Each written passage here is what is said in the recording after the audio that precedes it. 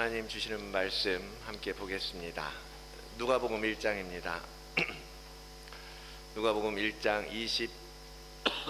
26절로 38절까지의 말씀입니다. 마리아에게 수태고지를 하신 장면인데요. 다 같이 일어나셔서 저와 여러분이 함께 교독하겠습니다. 누가복음 1장 26절로 38절까지의 말씀입니다. 제가 먼저 읽겠습니다. 여섯째 달에 천사 가브리엘이 하나님의 보내심을 받아 갈릴리 나사렛이란 동네에 가서 다윗의 자손 요셉이라 하는 사람과 약혼한 처녀에게 이르니 그의 처녀의 이름은 마리아라. 그에게 들어가 이르되 은혜를 받은 자여 평안할지어다 주께서 너와 함께 하시도다 하니 처녀가 그 말을 듣고 놀라 이러한 인사가 어찌함인가 생각하니 천사가 이르되 마리아여 무서워하지 말라 내가 하나님께 은혜를 입었느니라. 보라 내가 잉태하여 아들을 낳으리니 그 이름을 예수라 하라. 그가 큰 자가 되고 지극히 높으신 이의 아들이라 일컬어질 것이요 주 하나님께서 그 조상 다윗의 왕위를 그에게 주시리니 영원히 야곱의 집을 왕으로 다스릴 것이며 그 나라가 무궁하리라. 마리아가 천사에게 말하되 나는 남자를 알지 못하니 어찌 이 일이 있으리이까. 천사가 대답하여 이르되 성령이 내게 임하시고 지극히 높으신 이의 능력이 너를 덮으시리니 이러므로 나실 바 거룩한 이는 하나님의 아들이라 일컬어지리라. 보라 내 친족 엘리사벳도 늙어서 아들을 배었느니라. 본래 임신하지 못한다고 알려진 이가 이미 6달이 되었나니 대저 하나님의 모든 말씀을 명하지 못하심이 없느니라. 함께 읽겠습니다. 마리아가 이르되 주의 여종이오니 말씀대로 내게 이루어지이다 하매 천사가 떠나가니라. 아멘. 하나님의 말씀입니다. 말씀 위해서 잠시 기도하겠습니다. 거룩하신 하나님 감사합니다. 이 시간 다시 한번 하나님의 이 말씀 앞에 서게 하시니 주님 감사합니다. 이 말씀이 들려지게 하시고 들려진 말씀이 우리 안에 믿음으로 자리 잡게 하시고 그 믿음을 통하여 온전한 소망으로 이르게 우리를 인도하여 주시옵소서. 주님 주시는 말씀 앞에 우리가 마음을 다하여 순종하고 듣고 행하며 그 말씀을 지켜 행하는 우리 모든 지체들 되도록 은혜와 능력을 더하여 주시옵소서. 감사하며 예수 그리스도의 이름으로 기도드리옵나이다. 아멘. 우리 함께 또 오랜만에 인사 서로 나누도록 하겠습니다. 우리 옆에 있잖아요. 운동을 했으면 좋겠어요. 제가 이렇게 돌아야 되잖아요. 이렇게 가운데로 앉으면 제가 많이 안 돌아도 되잖아요. 좀 이렇게 가운데 쪽 앞쪽으로 이렇게 앉아주시면 좋을 것 같아요. 다음부터 계속해서 생각하면서 좀 사이드로 흩어지지 마시고 편가르고 싸우는 거 아니니까 좀 가운데로 모이면 좋을 것 같아요. 우리 서로 인사하는 시간 갖겠습니다. 그리스도의 평강이 함께 하시기를 축복합니다. 샬롬 샬롬. 하나님께서 여러분의 삶 가운데 오늘도 충만하게 임하시고 여러분에게 하나님만이 주실 수 있는 참 평안, 안식, 위로를 주시기를 주의 이름으로 축원을 드립니다. 어느덧 12월이 되었어요. 막 달려오다 보니까 여러 가지 일, 그리고 특히 단기 선교하고 막 이러다 보니까 벌써 12월이 되었더라고요. 매년 12월은 대강절로 절기를 지내고 있죠. 이 예수 그리스도의 오심을 기다리는 이 시간, 이 대강절은 2000년 전에 오셨던 초림하신 예수 그리스도를 기억하고 또한 마지막 때에 다시 오시겠다고 약속하신 재림 예수 그리스도를 기다리는 절기로서 우리에게 의미가 있습니다. 그런데 그보다 더 중요한 것은 뭐냐면 정말 더 실제적으로 우리에게 필요한 이 대강절의 의미는 무엇이냐면 그 초림과 재림 사이에 종말의 시기를 우리는 살고 있단 말이에요. 마지막 때에 오실 주님을 기다리면서 살아가고 있는 우리들에게 있어서 예수 그리스도의 생명이 우리 안에 성육신해서 이루어지는 것, 그것이 너무너무나 우리의 영적인 삶에 있어서 중요하다라는 것입니다. 우리가 예수 그리스도를 구주로 시인하고 그분을 고백하고 그 고백을 통하여서 그리스도를 우리 안에 영접했다라고 하지만, 아까 기도해 주신 것처럼 우리는 여전히 우리의 삶에서 많은 부분 그리스도가 없는 것 같은, 그리스도의 생명을 잃어버린 것 같은 삶을 살 때가 너무나 많다라는 거죠.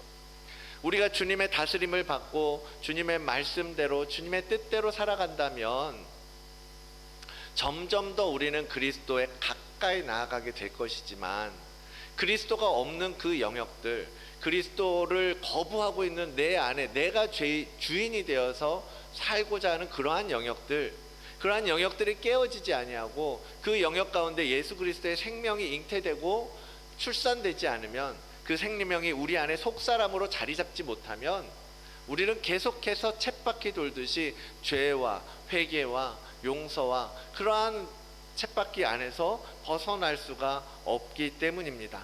그래서 이 대강절의 기간, 오셨던 예수 그리스도를 기억하고 오실 예수를 소망하고 기다리는 것, 그 위에 오늘 내 삶에 예수 그리스도의 생명이 임하기를 이 기간에 특별하게 더 마음을 다하여 주님을 바라보아야 하는 시간이라는 거예요. 그래서 이 대강절이 우리에게 더 큰 의미가 있다라는 것입니다. 이 주님의 성육신, 우리 안에 그 예수 그리스도가 속사람으로 자리 잡기 위하여 가장 필요한 것은 바로 순종입니다. 순종.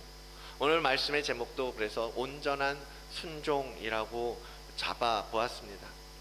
만군의 하나님의 아들이, 정말 전능하신 하나님의 아들이 낮고 천한 우리 피조물, 이 사람의 몸을 입고 오신 성육신 또한 바로 한 사람의 순종으로부터 시작되었습니다. 하나님의 크신 역사가 이루어지는 기가 바로 거기에 있는 거예요. 한 사람의 순종. 오늘 본문에서 보여주는 이 마리아의 모습을 통해서 우리도 마리아와 같이 그 하나님의 역사 가운데 참여하는 그러한 결단이 있기를 원합니다. 하나님께서는 타락한 인간을 버리지 않으시고 회복하시려는 계획을 품고 계셨습니다. 그것이 창세기 3장에 말하고 있는 바로 원시 복음이에요. 그 프로젝트의 이름은 바로 구원입니다. 구원. 내가 창조한 나의 사람을, 나의 피조물을 내가 구원하겠다라는 것이죠. 성경은 죄의 삭은 사망이라고 분명하게 말하고 있습니다. 그래서 타락한 인간들은 그 죄로 인한 죽음, 죄로 인한 사망, 그것이 우리의 마지막 끝점일 수밖에 없다라는 거죠. 하나님을 거부하고 하나님의 뜻을 떠났던 우리 인간의 마지막은 그 영적인 사망, 영원한 형벌에 처하는 것이었습니다. 그 형벌은 정말로 차라리 죽는 게 낫겠다라고 말할 수 있을 만큼 우리에겐 엄청나고 너무너무나 큰 형벌이에요. 그 형벌을 끊임없이 계속해서 영원하게 그 형벌 가운데 살아야 했단 말이죠. 그러한 우리들을 하나님께서 불쌍히 여기시고 그래서 우리를 살리시기로 작정하셨고, 그 영원한 형벌을 받아야 할 우리의 죄의 값을 대신 갚기 위하여 그의 가장 사랑하는 아들 독생자 예수를 이 땅에 보내주신 것입니다.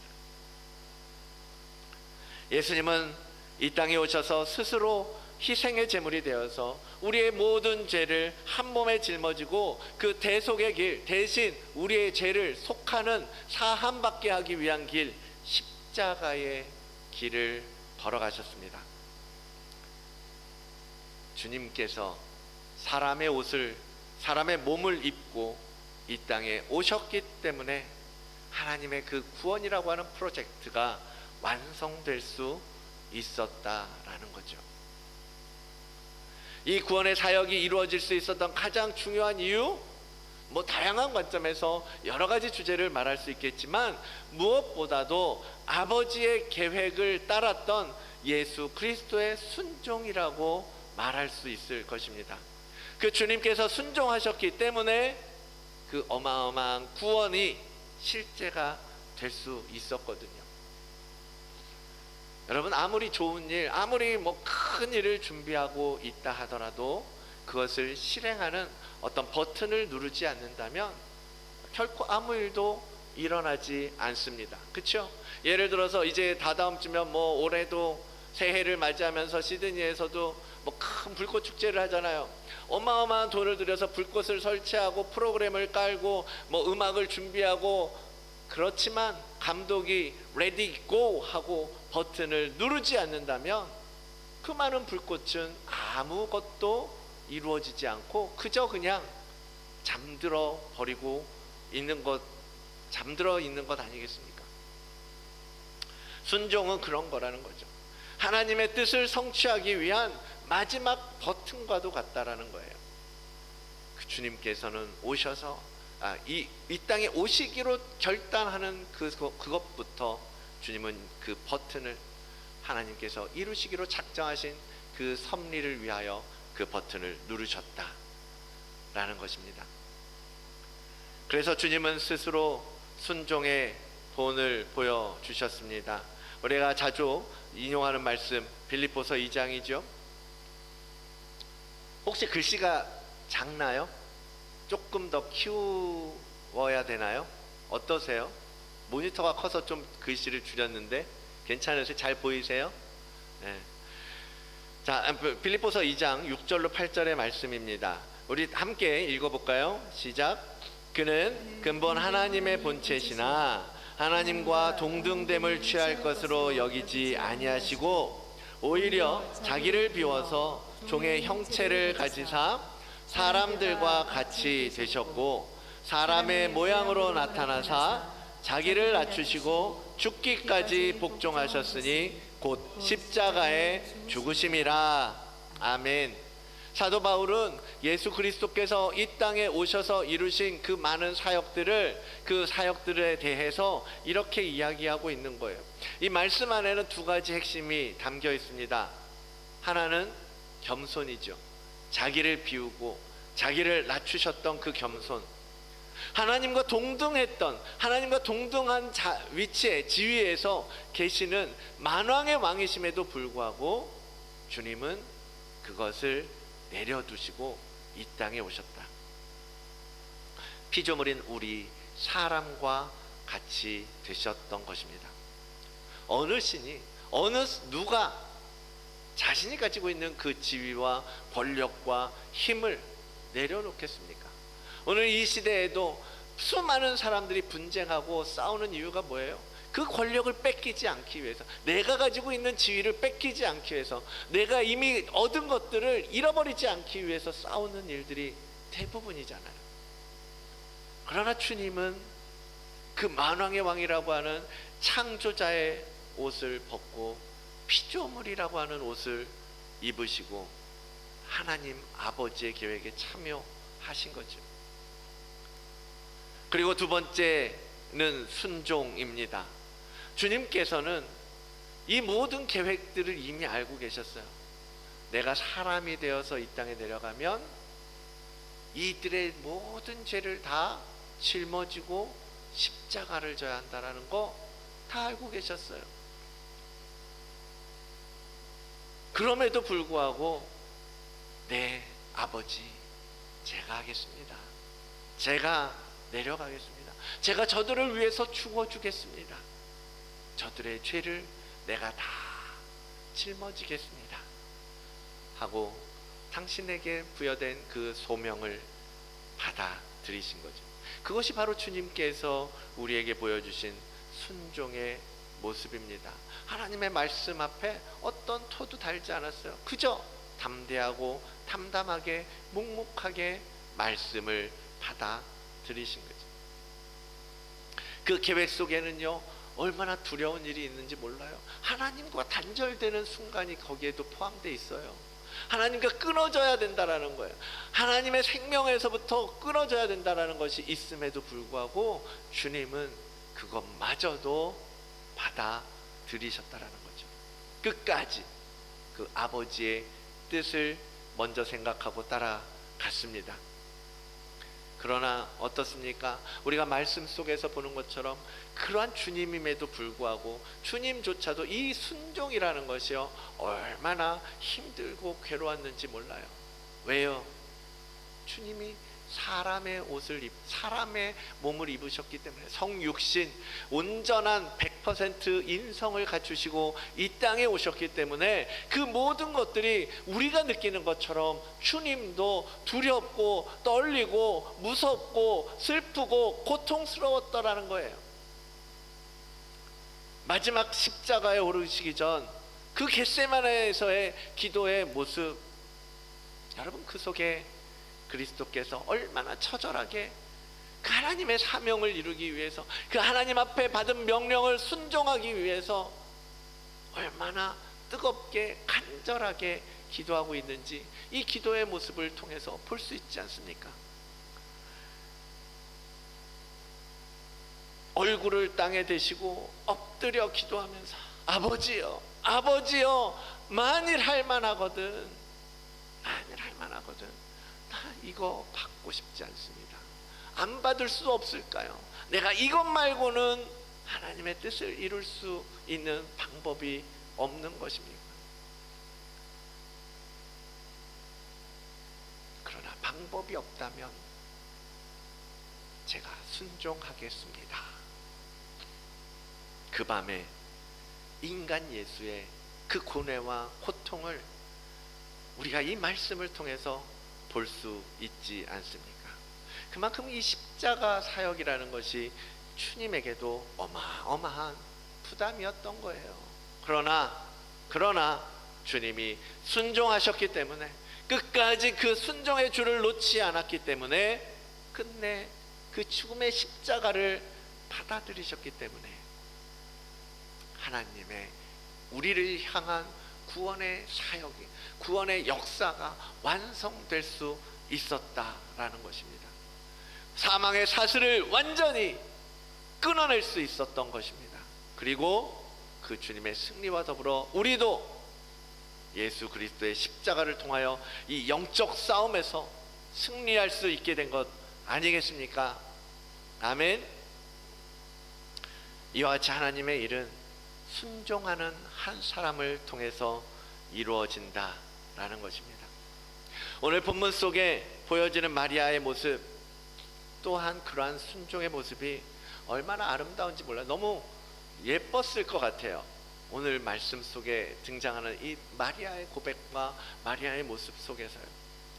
아시는 것처럼 마리아가 뭐 특별한 여자가 아니에요. 평범한 여인이었습니다. 물론 하나님을 향한 정말 특별한 마음을 가지고 있었던 것 같아요. 뭐 초대교회 많은 문헌들 속에서 이 성모 마리아에 대해서 뭐 그랬을 것이다, 뭐 이러했을 것이다 라는 이야기가 많이 전해지고 있습니다. 뭐 그렇다 해도 우리가 알 수 있는 건 없어요. 그냥 마리아는 그냥 보통 사람이었을 뿐이에요. 어느 정도의 교육을 받았는지도 알 수 없어요. 그가 좋은 가문이었을까요? 그냥 가진 것이 많았을까요? 지혜가 많았을까요? 뭐 알 수 없죠. 그냥 평범한 여자였을 뿐이에요. 연약한 그런 그에게 천사가 찾아왔고 너무나 놀라운 소식을 전하고 있단 말입니다. 보라, 네가 잉태하여 아들을 낳을 것이니 그 이름을 예수라 하라. 여러분, 예수라는 이름의 의미가 무엇입니까? 마태는 그 의미를 이렇게 말합니다. 이는 그가 자기 백성을 그들의 죄에서 구원할 자이심이라. 바로 예수라는 이름이 메시아라는 말이고, 메시아라는 말은 우리를 구원하실 이이시다라는 뜻이에요. 그런데 지금 연약한 한 여인에게 오셔서 가브리엘 천사가 말씀하시는 것이 그 메시아가 너를 통하여 태어날 것이다. 너를 통하여 이 땅에 나와서 이 땅을 통치하고 회복할 것이다, 구원할 것이다 라고 말씀하시는데 마리아가 어떻게 놀라지 않을 수 있었겠습니까? 이 무슨 날벼락 같은 얘기죠. 이제 겨우 정혼해가지고 이제 새로운 삶을 요셉이라는 남자와 함께 살려고 하는데 그 남자의 도움이 없이 아기가 태어날 것이라고 하니까 그거를 믿기도 힘들고 그것을 순종한다는 건 얼마나 어려운 일이었겠습니까?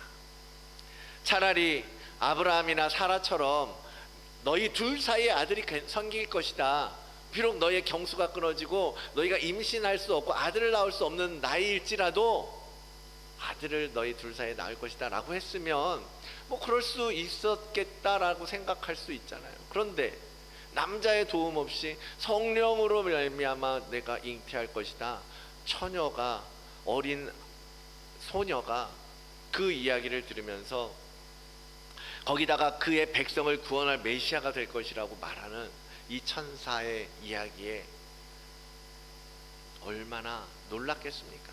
마리아뿐만 아니라 그 시대의 이스라엘 백성들 모두는요 메시아를 기다리고 있었어요. 오래전부터 이미 로마의 통치를 받고 그 이전부터 하나님의 예언적 메시지가 끊어진 다음에 끊임없이 그들은 메시아를 기다려왔거든요. 모든 사람이 메시아를 알았어요. 그런데 그 메시아가 너의 배를 통하여서 태어날 것이다, 그것도 성령의 힘으로, 네가 결혼한 남편 요셉이 아니라 성령의 힘으로 그 메시아가 태어날 것이다 라고 이야기하고 있으니 얼마나 두려웠겠습니까? 그런데요, 마리아의 반응이 대단하지 않습니까? 마리아가 이렇게 말합니다. 주의 여종이오니 말씀대로 내게 이루어지이다. 주님께서 말씀하시니 나는 주님의 종이니 이 말씀대로 이루어질 줄로 믿습니다. 그것이 나를 통하여 이루어질 것을 믿습니다 라고 고백하는 거예요. 여러분 그렇게 대답할 수 있겠습니까? 만약에 여러분의 자녀들이 결혼을 앞두고 결혼을 이제 막 했는데 동정녀에게 성령의 힘으로 아들이 태어난다라고 한다면 그 말씀대로 될 것을 고백할 수 있겠습니까? 사랑하는 여러분, 하나님께서 기뻐하시는 순종은 바로 이런 순종입니다. 조건이나 상황이나 환경을 따져서 네 주님 그러면 그렇게 하겠습니다, 이거 되면 이렇게 하겠습니다, 이것만 해주시면 저도 같이 하겠습니다, 이런 것들이 아니에요. 그냥 하나님께서 말씀하실 때에 그것이 전혀 상식에 맞지 않는 것 같아 보이고 불가능해 보이고 그런 말씀일지라도 말씀대로 이루어지기를 기도하고 순종하는 것, 하나님께서 기뻐하시는 순종은 바로 그러한 순종이라는 거예요. 주님은 우리에게 그런 순종을 기대하고 계십니다. 그 온전한 순종.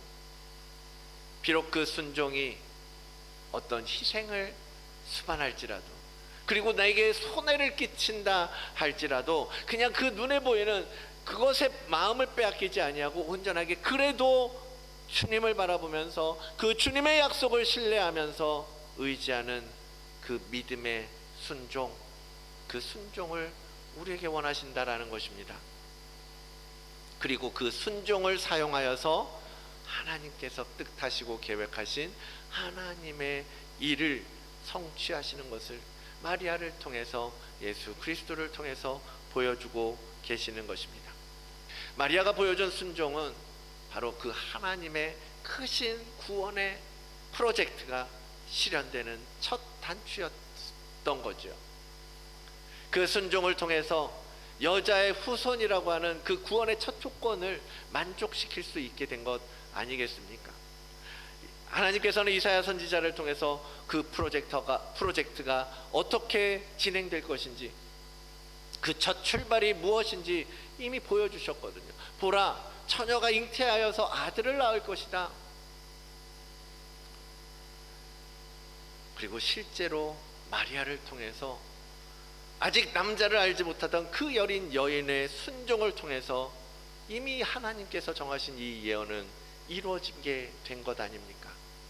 그리고 그 약속은 그 다음 단계로 또 그 다음 단계로 착착착 진행되어서 하나님께서 뜻하셨던 구원의 사역이 완성될 수 있었다라는 거예요.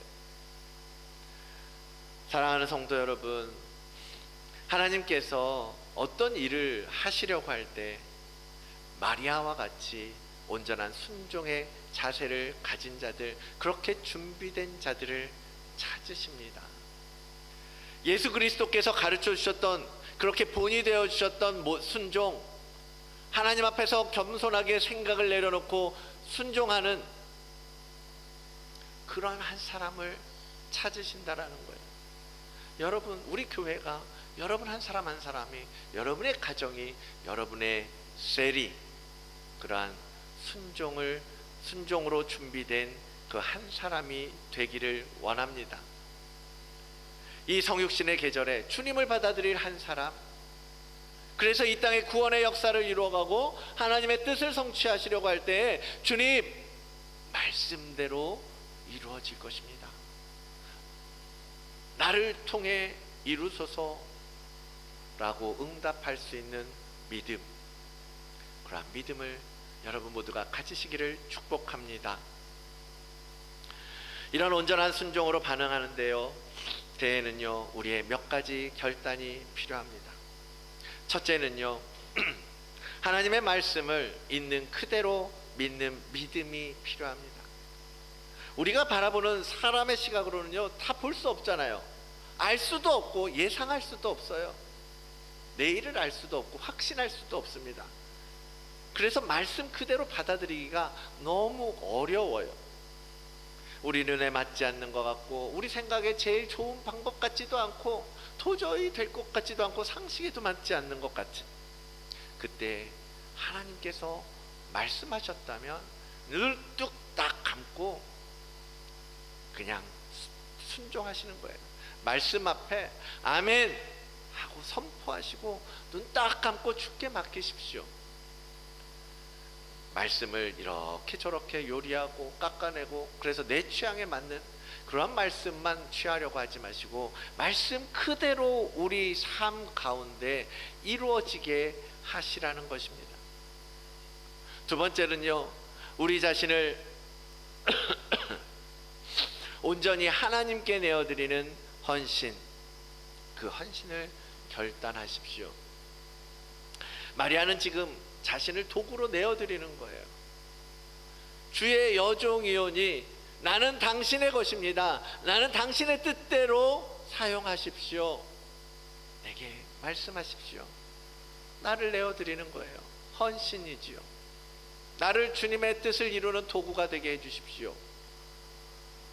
처녀에게 아이를 출산한다는 것, 그것도 남편의 아이가 아닌 다른 아이라면 그 엄청난 후폭풍을 우리가 생각할 수 있지 않겠습니까?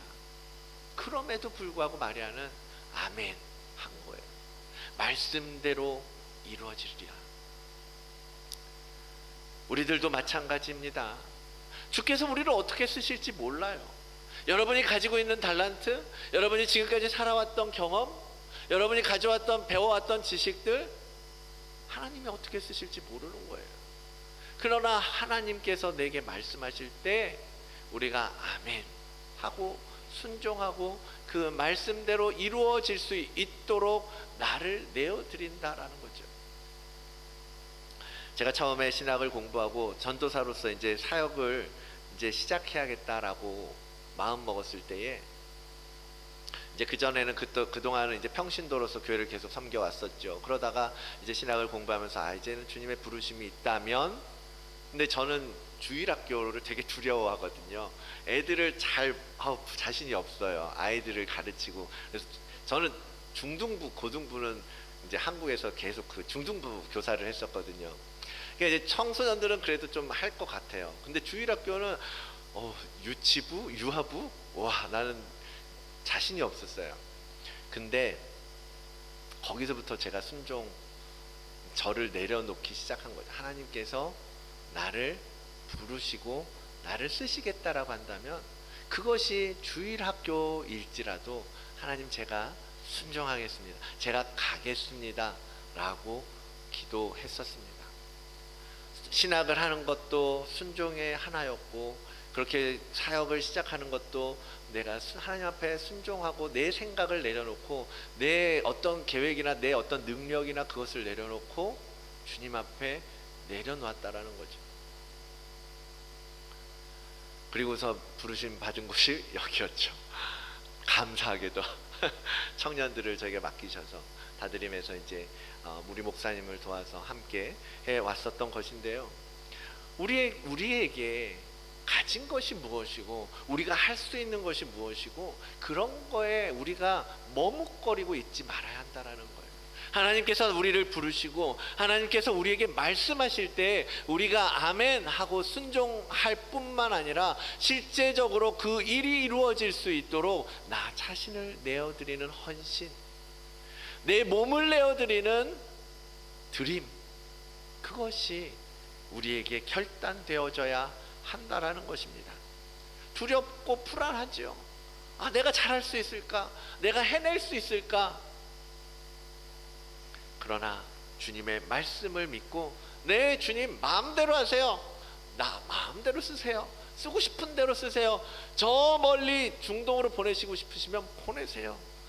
저 북한으로 보내시고 싶으면 보내세요. 어차피 주님이 주신 생명 죽으라면 죽으면 되죠 라는 우리의 순종의 자세, 결단이 필요하고 그 결단을 통해서 그러한 헌신을 통해서 하나님은 그 뜻을 이루어 가신다라는 거예요.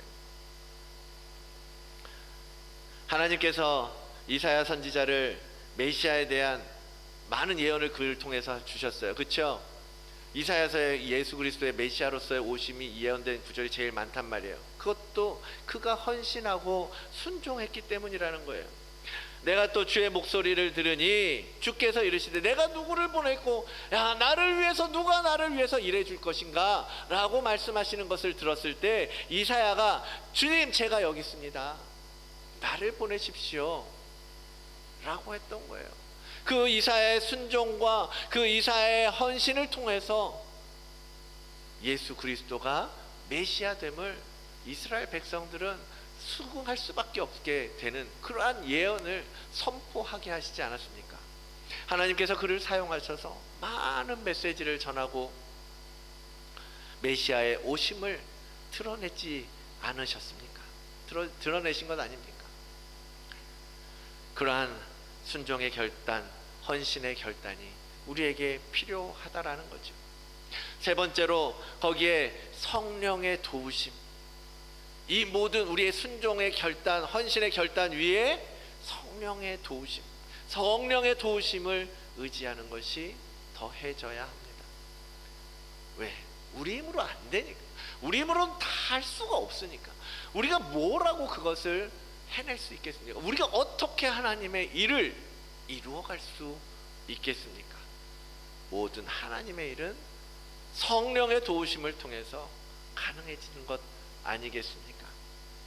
마리아에게도 말씀하신 게 뭐예요? 이게 도대체 내게 어떻게 이루어지겠습니까? 이게 가능한 일입니까? 라고 반문하는 마리아에게 천사가 이렇게 말해요. 성령이 내게 임하시면 지극히 높으신 이의 능력이 너를 덮을 때에 그 성육신의 놀라운 기적이 나타날 수 있었다라는 거죠. 우리의 순종을 성령께서 사용하실 것입니다. 우리의 헌신을 성령께서 값지게 만드실 것입니다. 성령의 그 마지막 손길로 하나님의 일은 완성될 것입니다.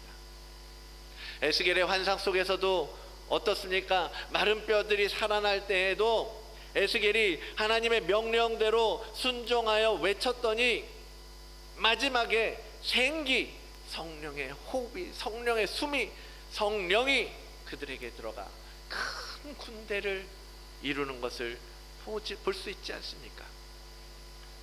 성령 하나님께서 우리의 순종과 우리의 헌신에 그 생명을 불어넣으실 때에 하나님의 일이 완성되고 성취되는 것입니다.